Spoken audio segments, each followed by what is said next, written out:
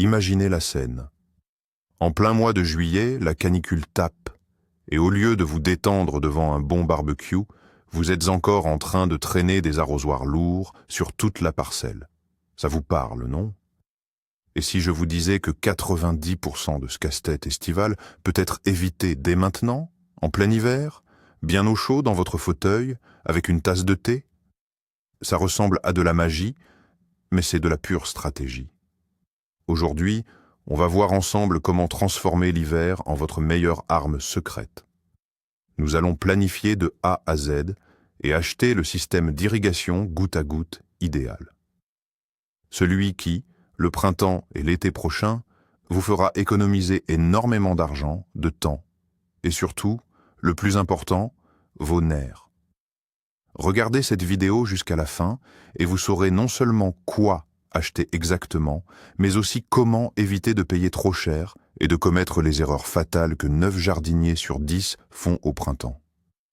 D'ailleurs, dites-moi tout de suite en commentaire, utilisez-vous déjà l'arrosage goutte à goutte ou est-ce que vous y pensez seulement?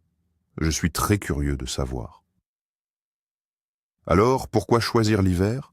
La réponse est simple et logique. Au printemps, dès les premiers rayons de soleil, c'est la folie générale dans les jardineries. Les prix s'envolent absolument sur tout, des graines aux tuyaux. Les raccords et les tuyaux nécessaires disparaissent des étals comme des petits pains. Quant aux conseillers en magasin, si jamais vous arrivez à en attraper un, ils sont débordés et ne peuvent pas vous accorder l'attention que vous méritez. En hiver, par contre, dans les rayons de jardinage, c'est le calme plat, la tranquillité. C'est votre moment. Le moment de tout planifier sereinement, de dessiner votre schéma, d'étudier les différents types de matériel, de comparer les prix et, le plus agréable, de profiter de généreuses réductions hors saison. C'est un peu l'inverse de préparer ses réserves pour l'hiver. Nous, on prépare l'arrosage pendant qu'il gèle. En fait, on reporte tout le travail le plus lourd, le plus intellectuel et le plus organisationnel à une période où on n'a de toute façon rien à faire au jardin. Et au printemps, quand tout le monde courra affolé dans les magasins, nous pourrons tranquillement et avec un sentiment de satisfaction totale passer à l'installation, facile et agréable. Alors, par où commencer? Certainement pas par la boutique. Munissez-vous plutôt d'un crayon et d'une feuille de papier. Notre première étape, et la plus cruciale, est de dessiner le plan de votre terrain. Oubliez les tuyaux et les goutteurs pour l'instant.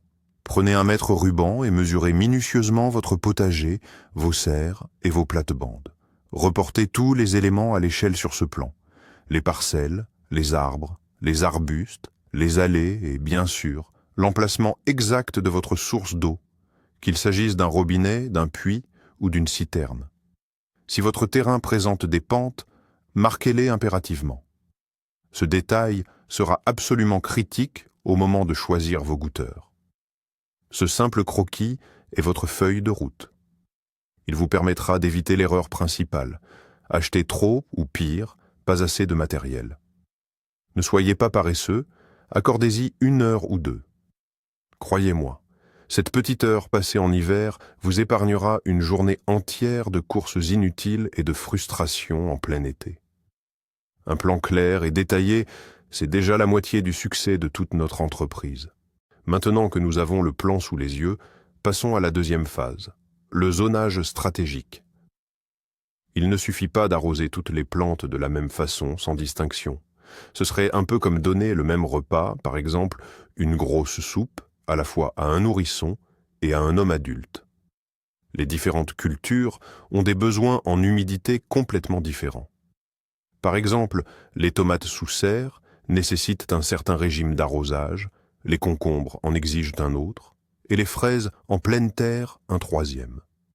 Votre objectif est donc de regrouper vos plantations en fonction de leurs besoins spécifiques en eau. Sur le plan, utilisez différentes couleurs pour identifier les zones accueillant les plantes qui aiment l'humidité, celles qui préfèrent un arrosage modéré, et ainsi de suite. Il est également important de délimiter clairement les zones de vivaces, comme les petits fruits ou la roseraie.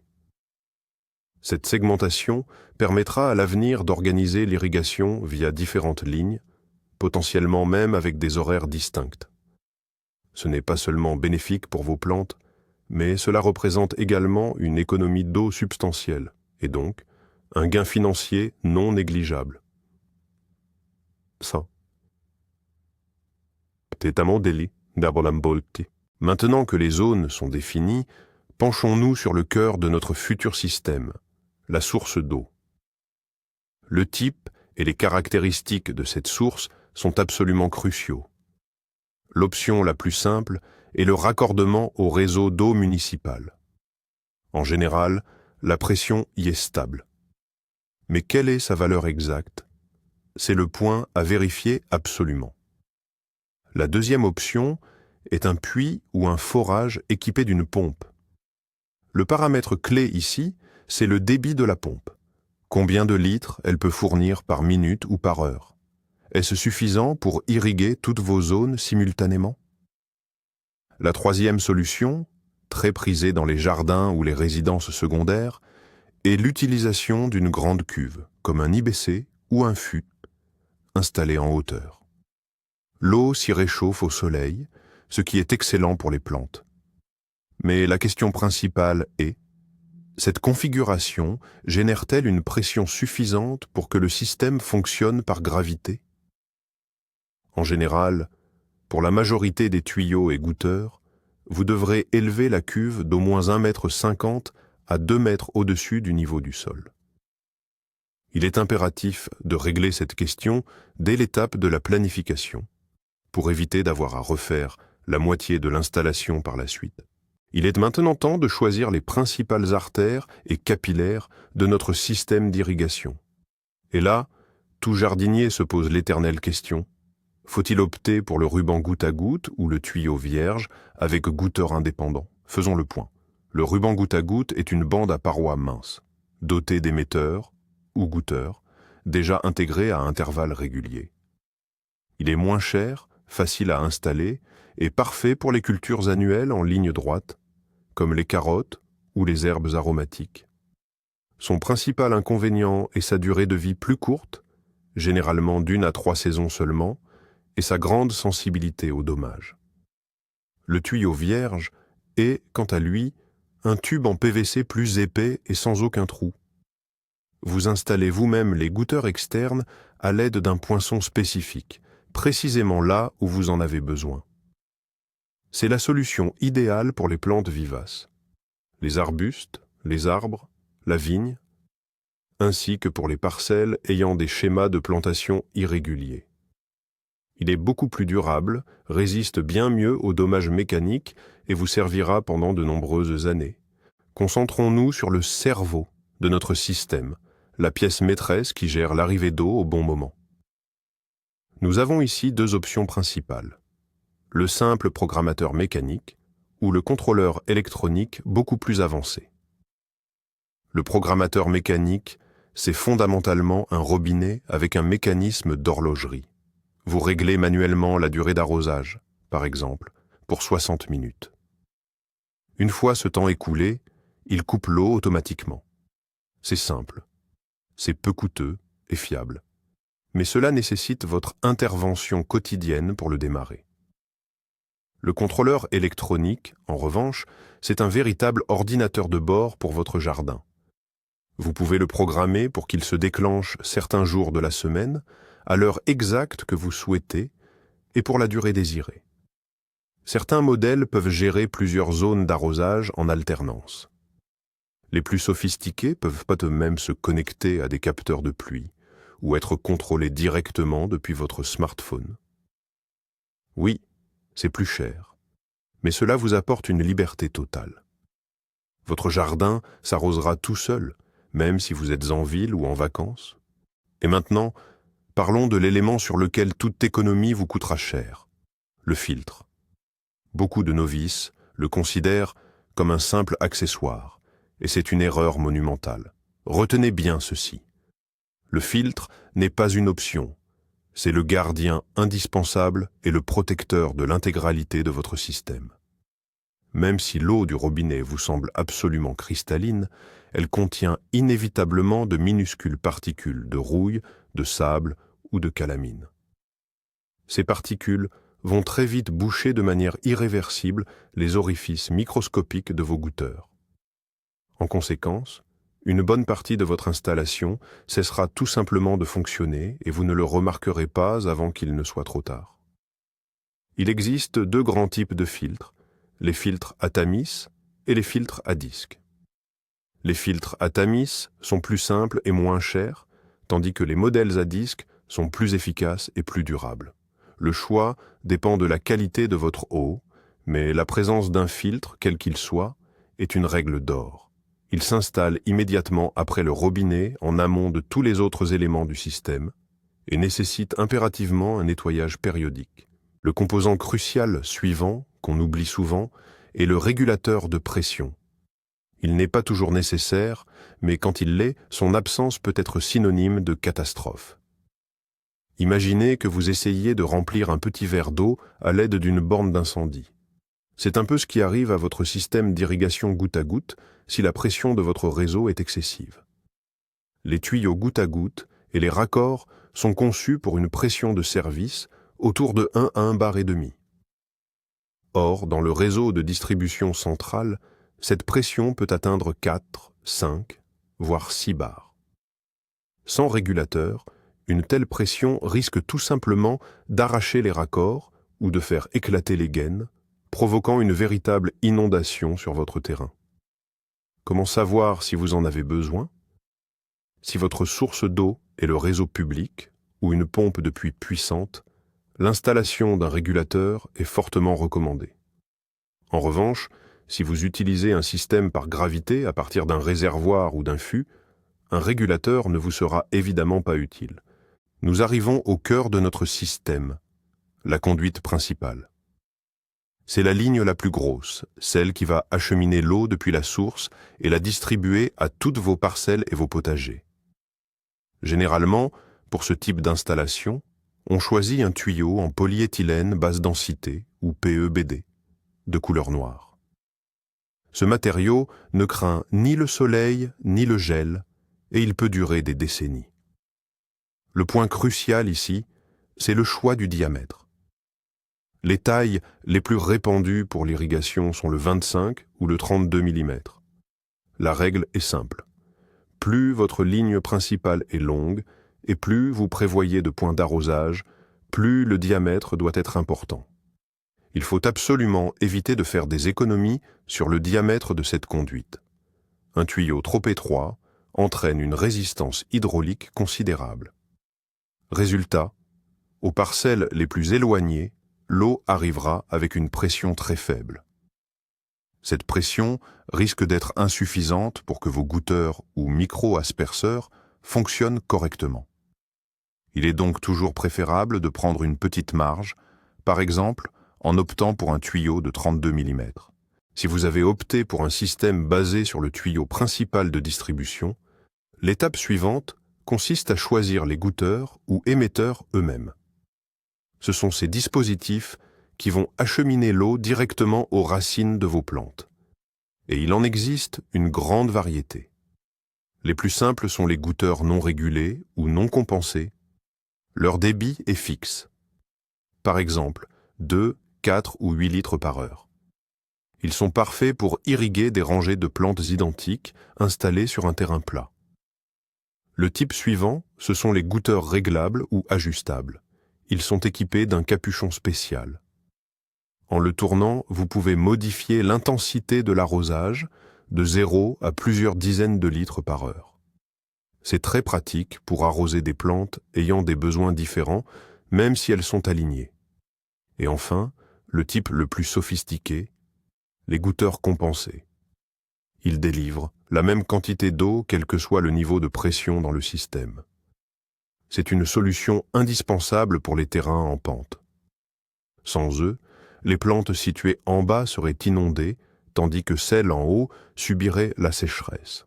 Passons maintenant à l'essentiel, à ces petits éléments sans lesquels rien ne fonctionnera. Les raccords.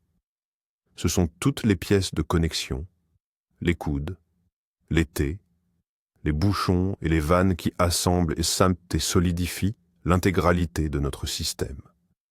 Pour relier le tuyau principal en PEHD, polyéthylène haute densité, on utilise généralement des raccords à compression, aussi appelés raccords barres de serrage. Ils sont très fiables et l'avantage, c'est qu'ils ne nécessitent aucun outil spécifique. Pour connecter les lignes de goutte à goutte ou les tuyaux fins au tuyau principal, on utilise des raccords spécifiques, appelés raccords de départ ou robinet de départ. Ces derniers permettent non seulement de brancher la ligne, mais aussi de la fermer individuellement si besoin. Vous aurez également besoin de T pour les dérivations, de coudes pour les changements de direction à angle droit et de bouchons pour fermer les extrémités des lignes. Un conseil essentiel concernant les raccords, prévoyez toujours une petite marge de sécurité. Avoir un T ou un manchon en plus en réserve peut vous faire gagner un temps précieux et vous épargner bien des tracas lors du montage. Le plan est établi et les composants sont définis. Il est temps de passer à l'étape la plus minutieuse, mais essentielle, le calcul des quantités de matériaux. Commençons par la base, les tuyaux et les gaines. Munissez-vous de votre plan et de votre mètre ruban. Parcourez-le en mesurant la longueur de toutes les futures mollets conduites principales et des lignes d'irrigation. Par exemple, 10 mètres de tube, PE pour la conduite principale, du robinet au jardin. Ensuite, 3 parcelles de 8 mètres, soit 24 mètres de ruban goutte à goutte. Plus une autre ligne pour les arbustes, 15 mètres de tuyaux pleins. Additionnez méticuleusement toutes ces mesures. Et maintenant, le secret bien gardé des installateurs chevronnés, ajoutez toujours 10, ou mieux encore, 15% de marge de sécurité au chiffre obtenu. Lors de l'installation, il est possible qu'une erreur se produise, que vous coupiez un morceau à la mauvaise dimension, ou que vous décidiez à la dernière minute d'ajouter une petite parcelle supplémentaire. Cette petite réserve, c'est votre assurance pour éviter une course de dernière minute au magasin au moment le moins opportun. Une fois qu'on a terminé avec les tuyaux, on passe au calcul des raccords, des goutteurs et de tout le petit matériel. Oui, ça peut paraître fastidieux, mais c'est cette étape qui fait la différence entre un système bien conçu et le chaos total. Reprenons notre plan et comptons littéralement pièce par pièce tout ce dont nous avons besoin. Ici, nous avons un virage de la conduite principale, il nous faut donc un coude. Là, 3 rangées de cultures partent de cette conduite, nous aurons besoin de 3 robinets de départ. À la fin de chacune de ces 3 rangées, il faudra 3 bouchons d'extrémité. Si vous utilisez un tuyau dit aveugle, sans trou prépercé, comptez le nombre exact de plants à arroser. Cela vous donnera le nombre requis de goutteurs. N'oubliez pas les détails, petits mais cruciaux, les colliers de serrage pour la fixation, les piquets pour ancrer le tuyau au sol, et peut-être quelques manchons de réparation en cas de dommage. Établissez une liste détaillée, T ou raccord en T, 5 unités, robinet, 2 unités, bouchons d'extrémité, 8 unités. Cette liste deviendra votre passeport pour des achats judicieux et, surtout, économiques. Une fois que tous les calculs sont terminés, il est temps de passer à l'étape finale de la planification, l'établissement du devis complet. C'est votre document financier principal. Je vous conseille vivement de le créer sous la forme d'un tableau simple, par exemple sur Excel ou Google Sheets. Créez plusieurs colonnes. Nom de l'article, quantité requise, prix unitaire et coût total. Maintenant, reportez soigneusement dans ce tableau toutes les données issues de vos listes. Par exemple, tuyau PEHD 32, 20 mètres, ruban goutte à goutte, 50 mètres, filtre à disque, 1 unité, et ainsi de suite pour chaque élément. Ce tableau vous donnera une idée très claire du budget global du projet. Et en plus, c'est un outil incroyablement pratique pour comparer les prix. Vous pouvez faire des copies-collées de ce tableau et les remplir avec les tarifs de différents magasins afin de voir clairement où il est le plus avantageux de faire vos achats. Cela transforme un achat chaotique en un processus clair et maîtrisé. Votre devis en main, il est temps de se lancer dans notre chasse aux bonnes affaires de l'hiver. Mais où dénicher les offres les plus intéressantes? Ne vous contentez pas du centre de jardinage le plus proche. Premièrement, explorez les grandes surfaces de bricolage. Elles proposent souvent des soldes d'hiver sur les stocks restants des collections estivales. Deuxièmement, jetez absolument un œil aux boutiques en ligne spécialisées, celles qui se concentrent uniquement sur les systèmes d'arrosage. En général, ce sont eux qui offrent le plus grand choix et les conseillers les plus compétents. Ils peuvent même vous aider, par téléphone ou via le chat, à vérifier votre cahier des charges. Troisièmement, n'oubliez pas les grandes plateformes d'e-commerce, les fameuses marketplaces. Vous y trouverez parfois des offres très avantageuses provenant de différents fournisseurs. La règle d'or, comparez. Ne soyez pas paresseux. Prenez le temps de passer une soirée à comparer votre devis chez plusieurs revendeurs. L'écart sur le montant final pourrait vous surprendre agréablement, atteignant parfois 20 à 30% d'économie. Attaquons maintenant le sujet du piège majeur pour les débutants, celui dans lequel tombent beaucoup trop de gens. Il s'agit de l'achat d'un kit d'arrosage goutte à goutte prêt à l'emploi. Vous le trouvez dans une belle boîte, arborant la promesse « pour 60 plants » ou « idéal pour une serre ». À première vue, c'est la solution rêvée. Tout est déjà calculé et préemballé pour vous. Mais dans la pratique, cela mène presque toujours droit à la désillusion. Premièrement, la configuration d'un tel kit ne correspondra presque jamais parfaitement à la géométrie et aux besoins spécifiques de votre parcelle. Résultat, vous vous retrouverez avec un tas de pièces inutiles et, paradoxalement, il vous en manquera d'autres, souvent cruciales. Deuxièmement, les fabricants de ces ensembles font souvent des économies dites sur la qualité des composants, surtout sur les raccords et les tuyaux, afin de proposer un prix d'appel plus attractif sur la boîte. Au final, vous obtenez un système peu durable que vous devrez soit réparer, soit entièrement refaire dès la saison suivante. Retenez ceci. Le meilleur système, c'est toujours celui que vous assemblez vous-même, pièce par pièce, spécifiquement adapté à vos objectifs concrets.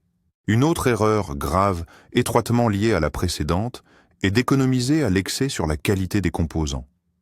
Chercher à faire des économies est louable, mais il ne faut pas que cela se transforme en une chasse au prix le plus bas, au détriment du bon sens. Cela est particulièrement vrai pour les raccords d'irrigation. La différence de prix entre un raccord de marque de bonne qualité et son équivalent chinois sans nom peut n'être que de quelques centimes d'euros. Mais les conséquences de cette petite économie peuvent être absolument désastreuses. Le plastique bas de gamme se fissure sous l'effet du soleil et les joints d'étanchéité sèchent en une seule saison. Résultat, le raccord se met à fuir. Au début, c'est une simple goutte par heure, puis un petit filet d'eau. Mais s'il éclate complètement en votre absence, il peut inonder tout le terrain, détruire vos plantes et emporter vos plates-bandes. Il en va de même pour les robinets et les systèmes de filtration. Retenez bien ceci. L'avare paie 2 fois, et dans le jardinage, il peut parfois perdre la totalité de sa récolte. Lors de la planification de vos achats, assurez-vous d'inclure une catégorie essentielle dans votre budget, les outils de montage spécifiques.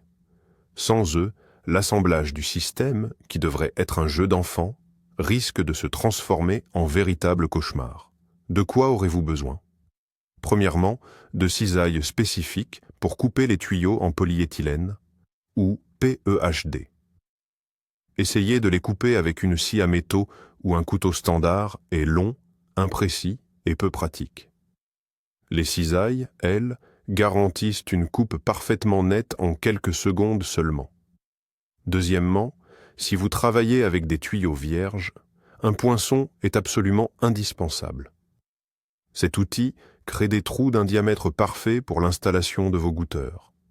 Sans lui, vous risquez soit de faire un trou trop petit, soit, au contraire, un trou trop large, ce qui provoquerait des fuites d'eau. Ces outils coûtent très peu cher, mais vous font gagner énormément de temps et d'énergie. Et oui, il y a souvent des réductions dessus en hiver, alors n'hésitez pas à les acheter en même temps que le reste de votre matériel. Félicitations. Vous avez terminé avec succès toutes les étapes de planification et vous avez fait l'acquisition de tout le matériel nécessaire. Vous avez maintenant les cartons remplis de tuyaux, de raccords et de tout le reste.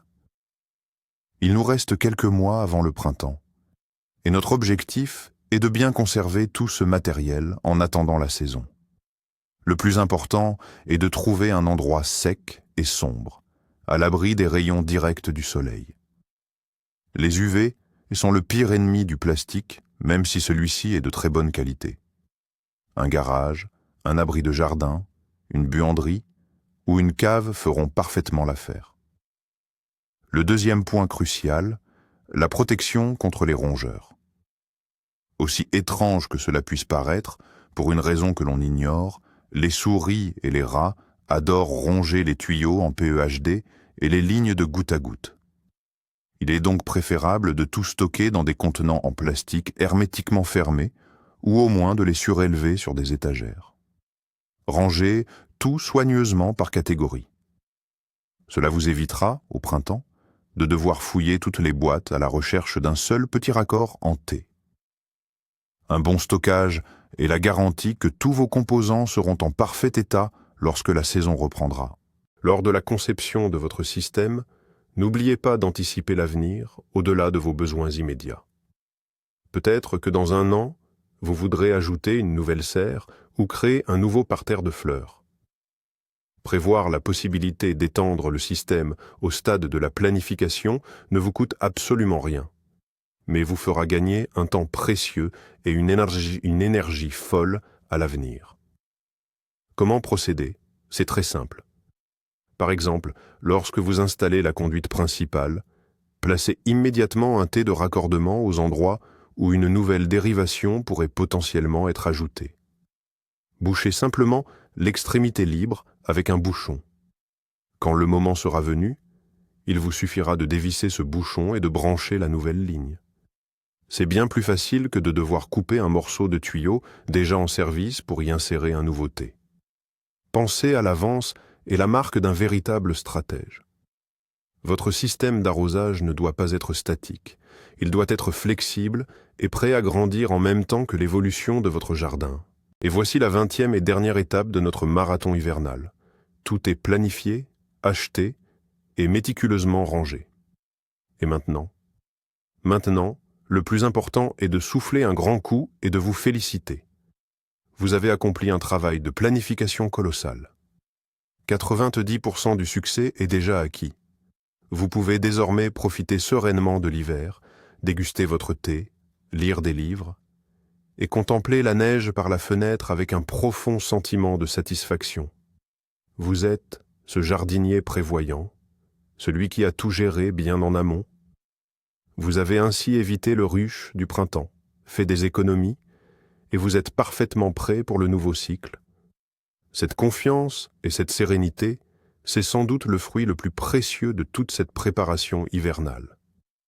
Au printemps, il ne vous restera que la partie la plus agréable, l'assemblage de votre système suivant le plan établi, un peu comme un kit de construction pour adultes. Mais ça, c'est une autre histoire. Alors, récapitulons. Nous avons parcouru un long chemin ensemble, de la simple feuille de papier vierge au kit d'irrigation complet, prêt à être installé. Nous avons dessiné les plans, maîtrisé les subtilités des tuyaux, des raccords et des filtres, établi un devis détaillé et surtout, nous savons désormais comment éviter ces erreurs coûteuses et frustrantes que font souvent les débutants. Mais la vraie clé de cette histoire, c'est ceci. En planifiant et en achetant votre système d'irrigation goutte à goutte pendant l'hiver, vous ne faites pas qu'économiser 10 à 20% grâce aux promotions. Ça, c'est un bonus appréciable. Vous vous offrez la chose la plus précieuse pour un jardinier en été, du temps. Du temps pour vous détendre, pour votre famille, pour simplement vous asseoir dans votre chaise longue et admirer votre jardin, au lieu de jouer au porteur d'eau personnel pour chaque plante. Merci infiniment d'avoir suivi ce guide détaillé jusqu'au bout. S'il vous a été utile, vous savez ce qu'il vous reste à faire. Laissez un pouce bleu, ça aide énormément notre chaîne. Et bien sûr, Abonnez-vous pour ne pas manquer la série de printemps où nous allons monter tout cela de nos propres mains. Et maintenant, une question pour vous. Quelle étape de la planification de l'irrigation trouvez-vous la plus compliquée? Dessiner le plan, choisir les composants ou estimer le budget? Partagez votre opinion dans les commentaires. Discutons-en et aidons-nous mutuellement.